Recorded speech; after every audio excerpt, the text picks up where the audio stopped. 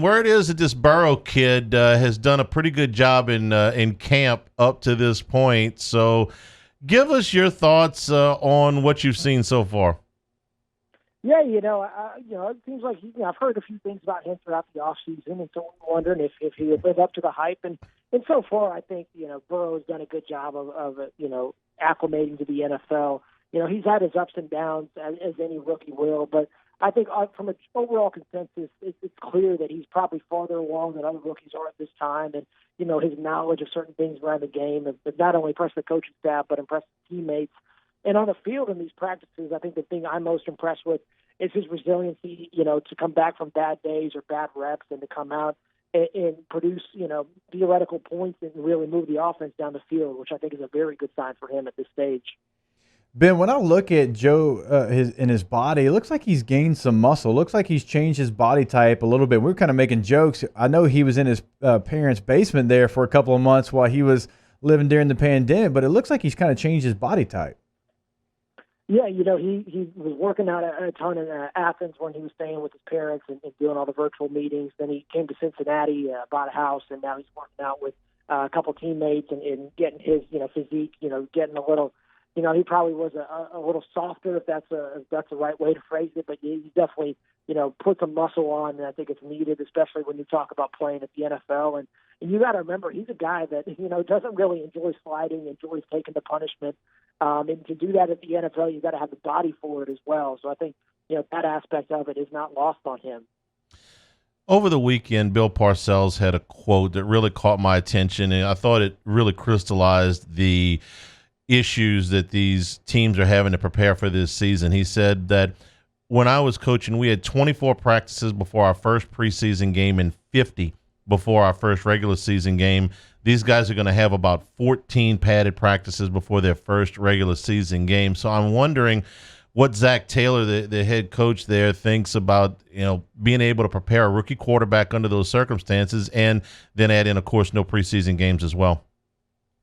Yeah, honestly, I think for Burrow, he probably has it best compared to some of the other guys because the physical toll of the game is not going to be as strenuous. I mean, even if they were going for full practices and they wouldn't be getting hit, you'd be getting hit in the scrimmage or in the preseason games, but even then those drives were still limited.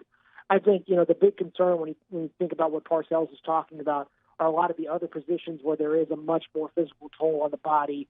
You're seeing a lot of soft tissue injuries around the league. And even in Cincinnati, we're seeing guys, pop up with various things from day to day. And the Bengals have been very, aggressive in being precautious. And if a guy is tweaked, they said, you know what, we're just going to hold you out. They did that today, with Joe Mixon and Carlos Dunlap, and A.J. Green obviously has not practiced since the first day of media availability as they want to make sure that he's as healthy as he possibly can be for week one. The offense is taking a couple of hits. You just mentioned some of those. John Ross, he left camp for a little bit as well. So what's the offense look like now in year two when you've kind of had some pieces miss some time here and there and you're trying to break in that rookie quarterback? Have they created an identity yet? It's hard to say. I think there's only so much you can actually glean for practice. And even, you only get so many limited 11-on-11 drills going live. And, it's really hard to glean anything in terms of, what the identity or culture or anything is going to really look like. But I will say that even without John Ross and A.J. Green, I think Burrow's done a really good job of elevating those receivers around him. I think Auden Tate has had a wonderful camp. He's made a couple big plays a day. Mike Thomas, in addition from Los Angeles, not to be confused with Mike Thomas in New Orleans. I think Mike's had a very good camp as well. And Alex Erickson, a guy who I thought might be on the bubble going into this year, he's got a couple of big catches as well. So I think that's one thing that shows that Burrow, could be able to withstand, some injuries if they occur throughout the year, because his ability to make the most of what he has, including Tyler Boyd, who's an excellent slot receiver, I think that bodes well and is a good sign for him because these, as A.J. Green and John Ross have struggled to stay on the field for an entire season. We're speaking with Ben Baby, who is the Cincinnati Bengals reporter for ESPN. Ben, Joe Burrow excelled at the off-the-field stuff at LSU, the sort of being the face of the team type of stuff. It's, I think, very difficult for a rookie to do that in the NFL, but that's what he's being charged with. So far, what we've heard from him is he seems to have adjusted well to that mode. Is that your read? Oh, I would fully agree with that. I think that, he hasn't been shy about being vocal. In fact, that's something that we'll write about later on this week on ESPN.com. And today we talked to his tight end, C.J. Uzama, and before their 2-minute drill, Burrow basically went in the huddle and said, "Hey guys, this is what we're going to do. This is our approach, and we're going to go down and score." And C.J. said, "Say less. Let's go score." And sure enough, Burrow threw a fourth down touchdown pass to finish that drive, and it was really impressive because Burrow had probably a little late on an out route on third down to set up that fourth down play, and he immediately knew where he was going with the ball. Just threw it up to Auden Tate, who has a big frame, a great catch radius, and Auden came down with the touchdown when he only probably needed 6 yards. And so that shows that Burrow has that confidence, and I think that whole sequence exemplifies why there's been so much positivity about what Burrow has done in Cincinnati this offseason. And one of the things, Ben, you can look at it, and it tells you what the Bengals think of Joe Burrow, is the fact that they don't have a veteran quarterback in camp. All the quarterbacks, even behind Joe, are young quarterbacks, so they didn't feel like they had to go get an 11-year journeyman just to put as the number 2 to try to mentor Joe Burrow. They felt like he was mature enough to be able to be, in this young quarterback room and still thrive. Because, just my NFL experience, even when you have a young rookie starter, it seems like you always bring in maybe a veteran guy just to be there to try to help him learn the NFL ways. Yeah, and that's something we needed Zach Taylor about a lot, even at the end of the last season as it became apparent that Burrow was going to be presumably the pick, or at least a rookie quarterback was. And, Zach said that we've done it a lot of different ways. Burrow actually talks about this at the Combine and said that he would prefer a veteran presence. So we'll see how this approach shakes out.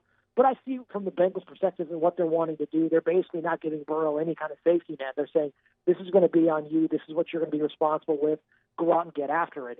And I think Burrow has responded well so far. I think that, he's definitely knowledgeable and personable enough that he will be able to augment that lack of, veteran presence with maybe, other relationships around the league. I know that he's been picking Peyton Manning's brain a good amount throughout the offseason. And the coaching staff is also pretty young, and Taylor played quarterback at the college level and is familiar with what it's like at the NFL. So I think there is enough to get them by, and if Burrow can, maybe find a couple of voices to lean on, I think he'll be able to, do without the lack of a veteran quarterback, which, we'll see how that plays out. Ben, the Cincinnati Bengals are in camp. Across town, the Cincinnati Bearcats are in camp. About 100 miles up the road, the Ohio State Buckeyes are not. I'm just wondering how that's playing in Cincinnati, and with I know Ohio State's alumni and fan base is far and wide, but I'm just wondering how the story's playing in Cincinnati. Yeah, I think there's been, like you've seen across Big Ten country. Now I can't, I don't cover college football anymore, so it's hard for me to really speak on it with authority. But, from what you see, there are some folks who are upset with what the Big Ten's done. But, I don't know if there's any right way or wrong way to go about any of this, to be quite honest. I think everybody's just trying to do the best they can. And I'm sure, Kevin Warren and the Big Ten have their reasons for stopping, and Greg Sankey and the SEC, who I know very well, is a former SEC beat writer. I think they obviously have their reasons for going forward as well. And, we'll see in a couple of weeks which approach works out. I mean, that's the thing with this virus. You do get results immediately on whether whatever you're doing is working. And, we'll see what happens. And if it works out, maybe we see the Big Ten pivot. I don't know. That might be something to ask someone who covers college football on a regular basis. But, there definitely have been some upset folks around here that there isn't college football. But, that's to be expected. And, I don't think it's hard to blame anybody for what decisions they're making right now.